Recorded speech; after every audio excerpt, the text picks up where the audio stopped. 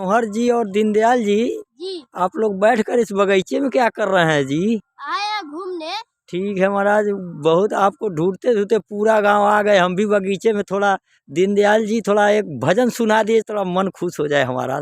सुनाइए तो जरा। उड़ी चाल हंसा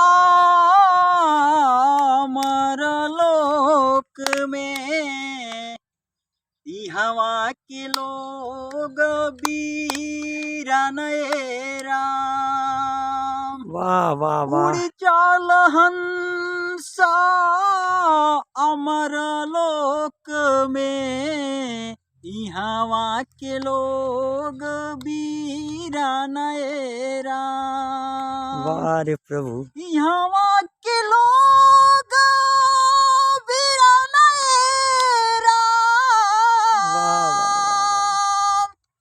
हवा के लोग बीरान राम।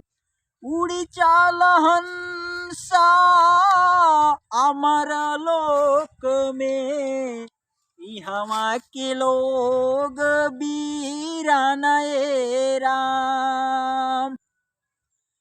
माता कहेली पुत्र हमारे, पुत्र कहेले माता हो हमारी। अरे नाही केहू माता नाही केहू पुत्र, नाही केहू माता नाही केहू पुत्र, दूधवा पियावाला के नाता बाजी। उड़ी चाल हंसा वाह रे दीनदयाल सूरदास जी, बहुत बढ़िया। हवा के लोग बीरान राम।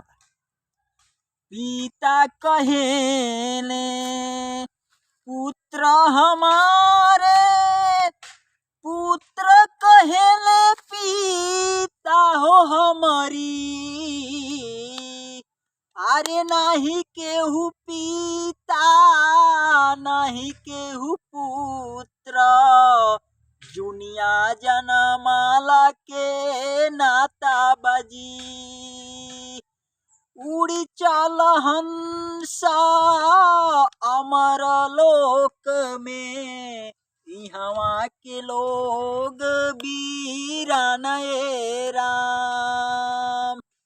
भाई बहिनी कहेली भैया हमारी, भैया कहेले बहिनी हो हमारी।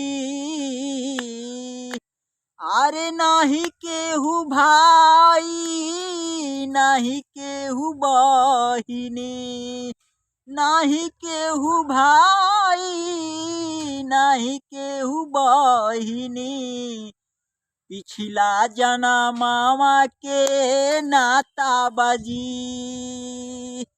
उड़ी चाल हंसा अमर लोक में, हवा के लोग बीरान राम।